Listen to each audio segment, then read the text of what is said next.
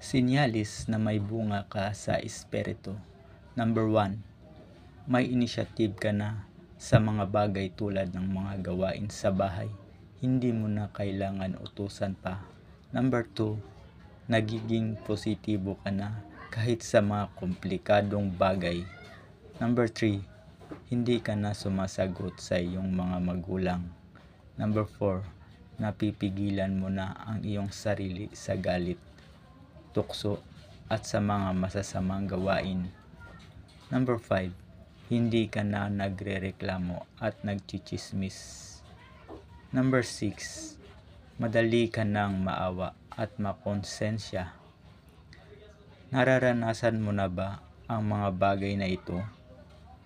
Patuloy lang sa paggawa ng mabuti.